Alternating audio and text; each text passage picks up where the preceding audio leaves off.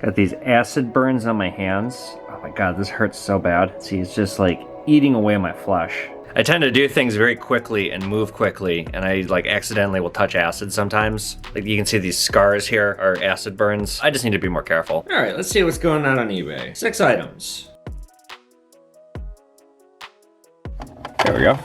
This is everything that's going out. I got 15 1964 silver Kennedy half dollars. This went for 160 bucks. This Bicentennial of Congress half dollar commemorative, I got 55 bucks on it. It is a Proof 69 deep cameo. This 1880 S Morgan silver dollar.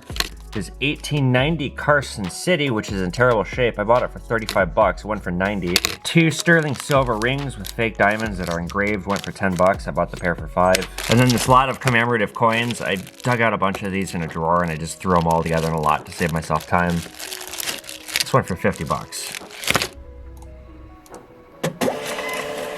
All this costume stuff I'm gonna put together is one giant lot for like 500 bucks. I've been saving building this for months, and I think I have enough costume stuff where I can throw it all up and get way more than I paid in like a giant lot.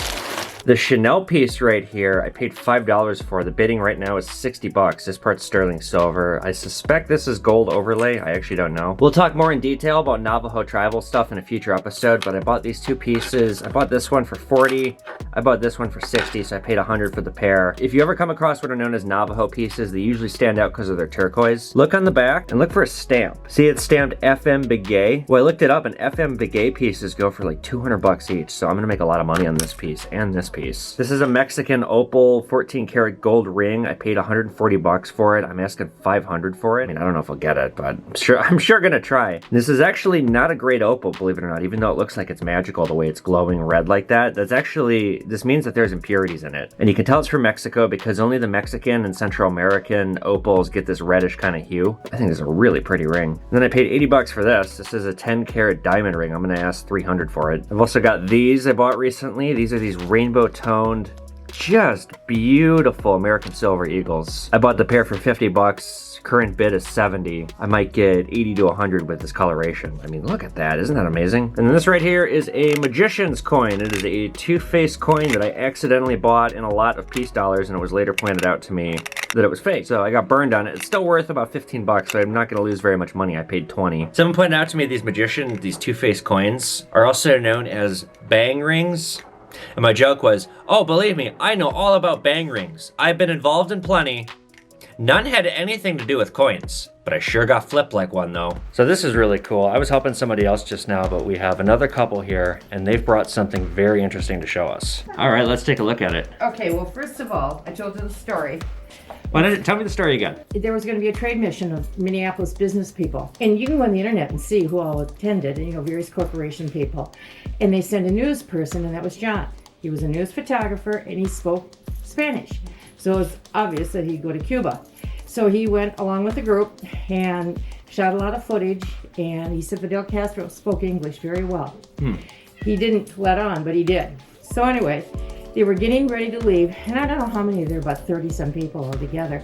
And the plane was on the tarmac, and as they were approaching to get into the plane, along came a big tractor pulling a flatbed.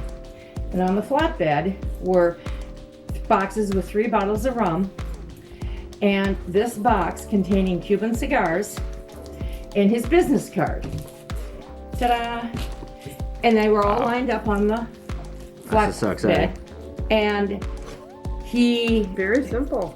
he smoked the cigars and he drank the rum, and he kept it all these years, and he passed away about a year. Well, no, he didn't either. He passed away not long after that happened, and I just have kept it, and I had that in a frame.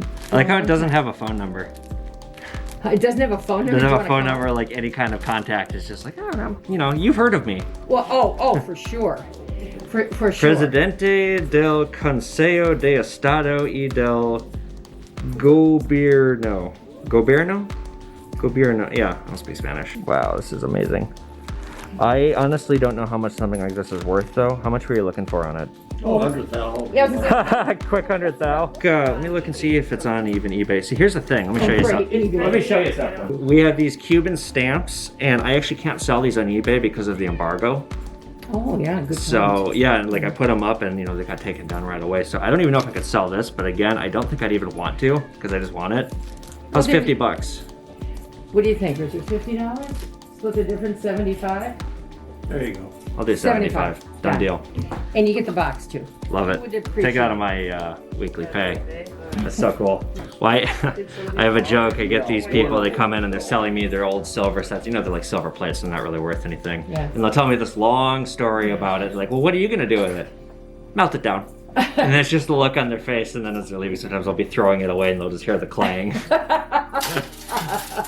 To be honest, I am amazed that anyone has come in at all today. The weather is so bad outside right now. It's October! Like, what the fuck is going on? So I'm gonna look online and see if I can ascertain some kind of a value for what this Castro business card and the cigar box are worth, because I legitimately have no idea. I feel like it's gonna go either way. Either it's worth nothing at all, or it's like some kind of a lost treasure or something. Okay, let's look on Google. Fidel Castro business card. Okay, there's none on eBay, but there is one on Antiques Roadshow. Interesting. That's a good sign.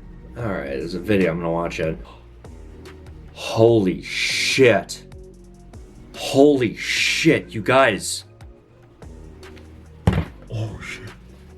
Oh my god. This is the find of the show. Okay, on Antiques Roadshow, 1977, a group from Minneapolis went there, and one of those people was on Antiques Roadshow. You heard the lady, same group. Okay, so I have the box. Somebody else who has the business card and the cigars, $2,000 to $3,000 at auction. And that's just a bunch of shitty cigars that you can't even smoke. I got the box, and my card is in much better shape than theirs is. Theirs is bent in a jar. Are you kidding me? I paid $75. This is worth thousands. Okay, hit that like button right now. Is this not the best show you've ever seen on YouTube? Are you not entertained? Well, shit.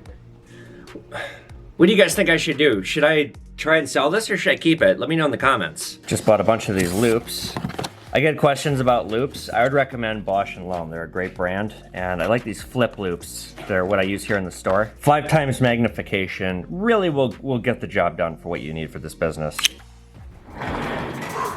All right, it's time for the informative part of the episode. So for this episode, you guys, for the informative part, we're gonna be talking about plated and sterling silver patterns. Y'all who've been watching the show for a while, you know that we buy a lot of silver sets, silver plate and sterling silver. I'm gonna talk about the difference between the two and what to look for when you're at a garage sale, because you can find some hidden treasures. Now behind me, I have a sterling silver set and a silver plate set. Let's examine them so you know kind of what to look for. Number one, a basic rule, if it's giant, it's probably not silver. I've only seen one very expensive large silver pattern. I believe it was in episode 8. Some guy brought it, remember it was a whole tea serving set and it was made from sterling silver. If you get something that's like yay big, you know, I'm paying today $17 an ounce. This weighs a couple pounds. So just use common sense.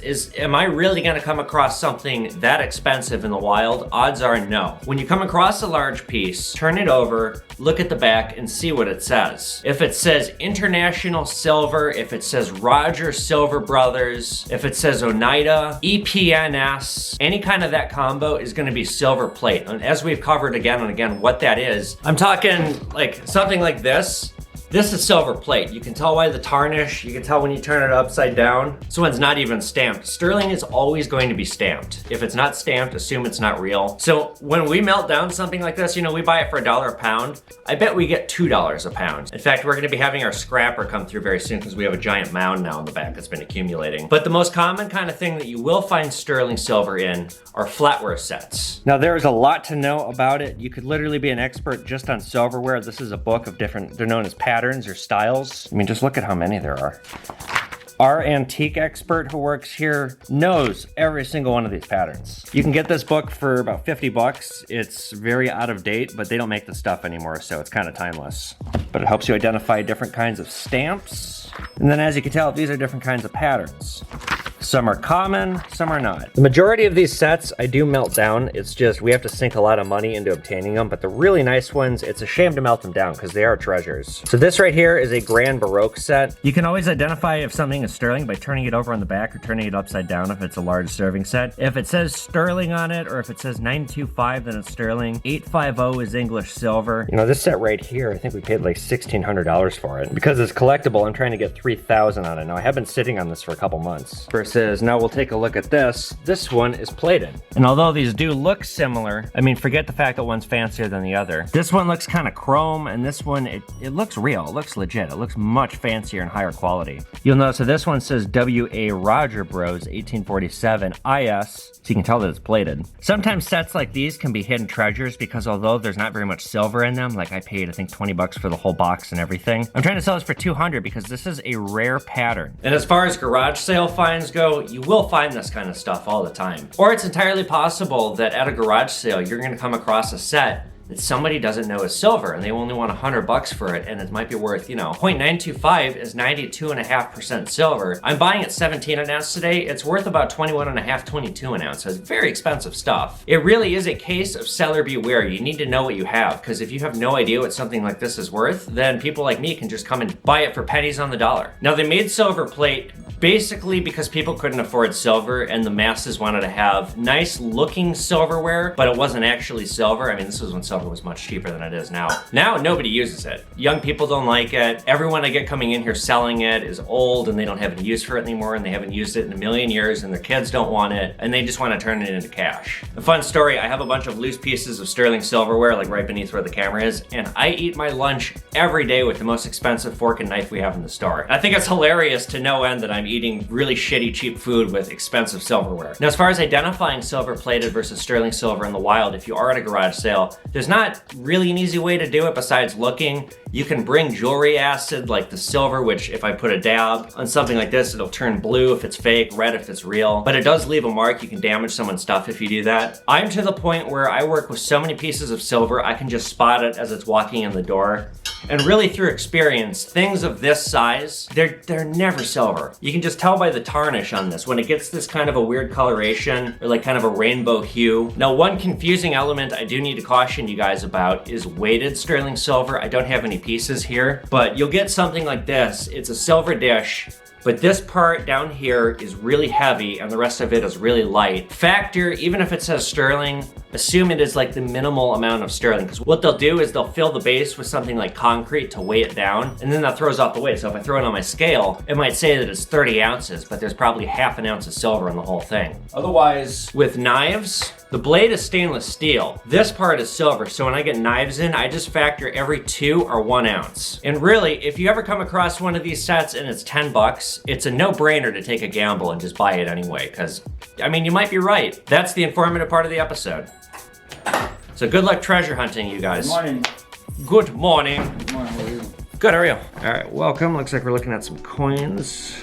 We have, wow, 1909 SVDB penny. It is one of the most collectible pennies out there, as long as a regular 1909 and a 1909 VDB. In 1909, the wheat penny came out, and engraver Victor David Brenner put his initials on the coin, and it caused a public outcry because it was deemed as inappropriate for him to sign his work on something that belongs to the public, the coinage. So the SVDB, the San Francisco Mint one, is the rarest one, and then we have a plain one, and the one without his initials. These ones are not terribly expensive, you probably knew that. Yeah. This one, are you trying to sell it? Yeah. How much you want on it? I don't know. It's not in great shape, kind of worn down. I'd have to look online and see kind of what would be a fair price I can offer. Give me just one moment, please. What would you think about 300? I think it's worth a little bit more than that. I don't know if I want to be into it more than 375, just because of the dirt that's on the back here and here. I'd do all three at 400. Well, let me think about it. Okay. Are Kennedy's clad worth anything? Oh, these ones here. Yeah, I'll do $2 each on the 40 percenters. How about the older one? Yeah, $8. $8. This is a 1917 Walking Liberty with an S mint. This one will be worth 10. These are Mexican. Forget how much silver's in these. I gotta look it up.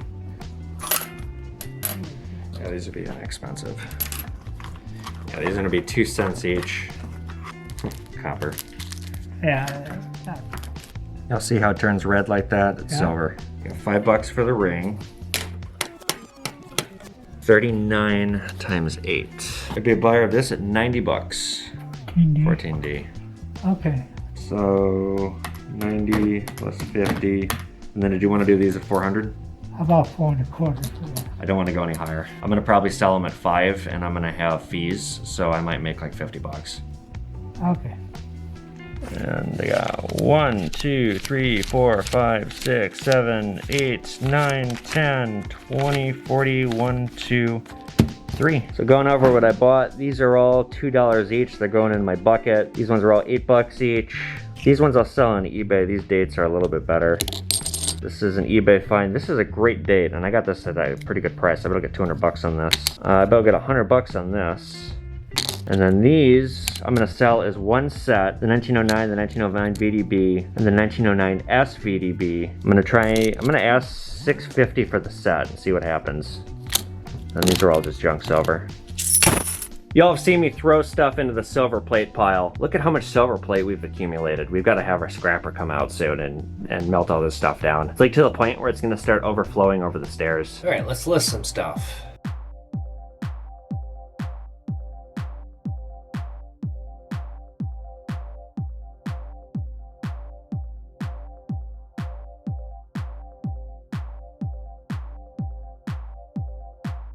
Pawn man talking costume jewelry. Oh, for God's sakes. Good, how you doing? I'm totally sold out of everything right now. I got a 50-ounce bar and I got a 100-ounce bar. Yeah, I had somebody come through yesterday and buy everything. Sure thing. Yeah, I'll talk to you later. So that dude always calls and he wants to know what I have, and then he never comes in. He usually asks for the same stuff and he gets really excited, and then he never comes in. Are you ready to go home? I've been bringing her into work lately, ever since I got a car. I feel it's better coming here than being at home all day. She gets so dirty and she sleeps on my bed, so I have to take these little wipes and just clean her off. All right, let's give you a nice, cheap little bath here. Do your little paws. Let me see those little paws. Oh, who's so pretty? She's pretty dirty today. Uh-oh. Jeez, the power just went out for a sec. It's a hell of a snowstorm going on right now. It's gonna be fun to drive home in. Literally didn't even get a fall this year. It just turned straight to winter.